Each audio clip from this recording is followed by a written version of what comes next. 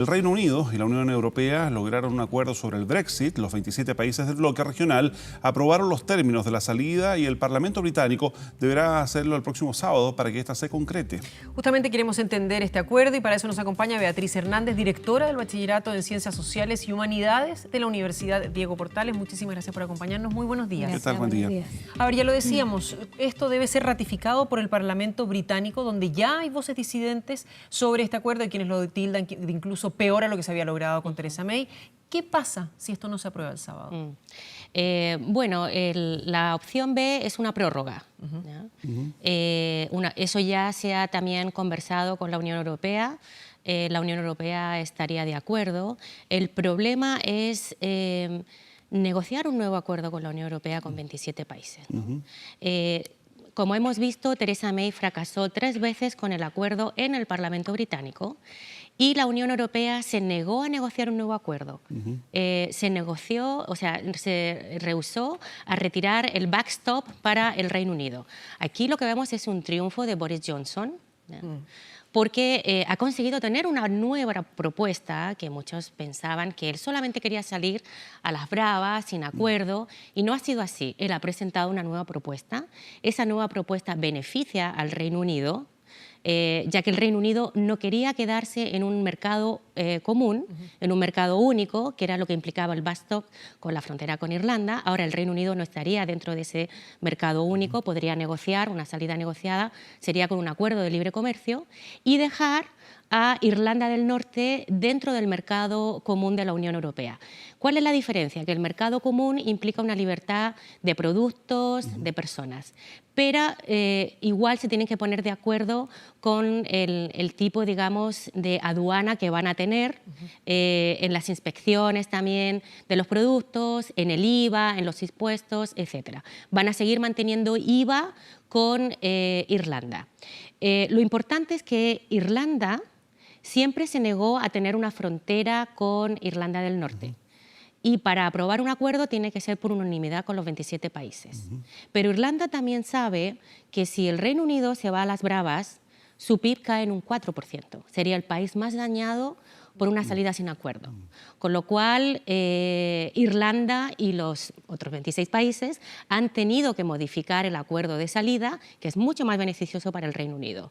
Yo te diría que si los británicos son inteligentes deberían aprobar este acuerdo. Es muy difícil que lleguen a otro acuerdo distinto porque la frontera con Irlanda del Norte es clave para mantener los acuerdos del Viernes Santo, ¿no?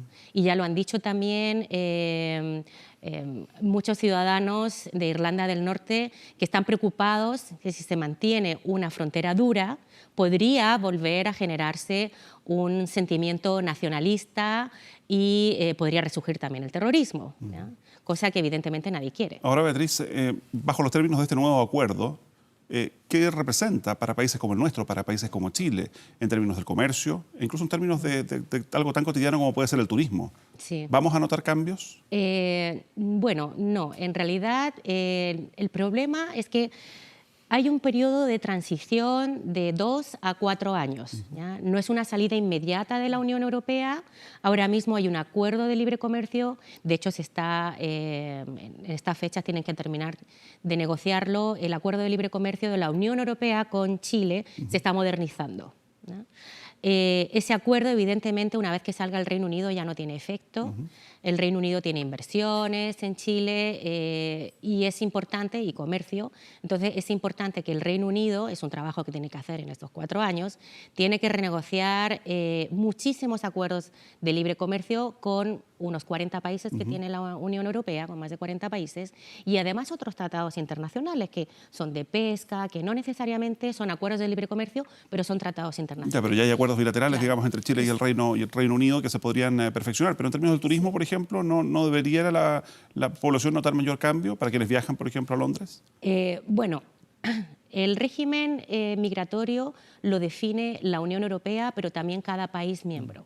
En el caso de la Unión Europea, los países miembros están la mayoría en el acuerdo Schengen, pero el Reino Unido nunca lo estuvo, entonces siempre tuvo una frontera a la hora de registrar a los pasajeros que entran o salen del Reino Unido. Eso se puede mantener. Normalmente cuando hay un régimen de visas para turistas, son con aquellos ciudadanos, en general en Europa se han impuesto visas a ciudadanos que tenían mucha inmigración, como peruanos, ecuatorianos, colombianos. Los chilenos en general no tienen una migración masiva. Ahora, uno no sabe lo que puede pasar de aquí a 10 años, de aquí a 20 años.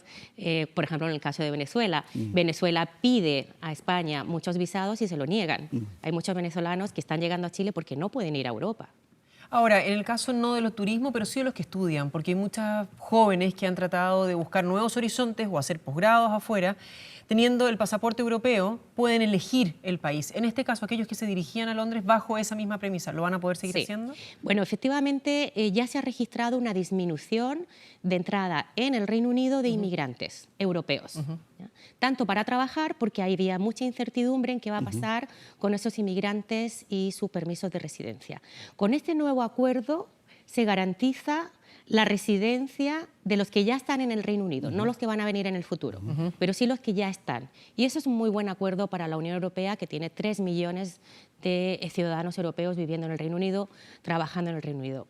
Eso sí va a afectar a los estudiantes, ¿no? Porque hasta ahora, efectivamente, los estudiantes tenían no solamente garantías de no tener que solicitar visado, sino también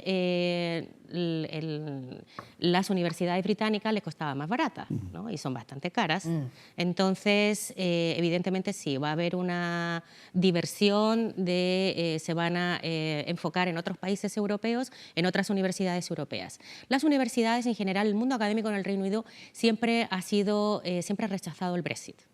Uno, por el tema de los estudiantes que ya no les van a llegar de toda Europa, y dos, porque también recibían financiación de la Unión Europea para investigación y para programas europeos. Yo, por ejemplo, en mi universidad también recibo una financiación de la Unión Europea para impartir cursos sobre la Unión Europea, ¿no? Entonces, hay mucha financiación que se va a dejar de lado y van a perder las universidades. Y al revés desde el punto de vista de los británicos en el resto del mundo, digamos, porque así como ellos piden finalmente salir de la Unión Europea, se prevé que pueda haber un impacto de las relaciones del Reino Unido con el resto del mundo, en definitiva. Bueno, los que buscaban el Brexit, ellos decían como que el Reino Unido tiene que buscar otros aliados económicos distintos, como por ejemplo India, China. Entonces querían mirar a otras zonas del mundo en este mundo globalizado. Eso es un error, ¿no? El Reino Unido, el 40% de los productos que tiene agrícolas los recibe de la Unión Europea. Sería muchísimo más caro recibirlo de otros países más alejados, evidentemente tiene un costo. Y yo creo que ahí realmente hay una mala información sobre los beneficios que tiene el Brexit para el Reino Unido, que eso ha habido, como se sabe ahora hoy en día, una manipulación bastante grande. El impacto del Brexit va a caer el PIB, se puede caer el PIB británico hasta un 2%, va a aumentar también el desempleo, también tiene un impacto en toda Europa. En distintos países, de los 27 países, hay países que están más, digamos, influenciados por el Brexit, como he dicho el caso de Irlanda, con un 4%, pero también hay países nórdicos y países del este donde hay encadenamientos productivos y dependían también de las inversiones británicas, y esos empleos, esas inversiones van a caer, esos empleos también se van a perder, porque ya no van a tener los beneficios económicos de un mercado único.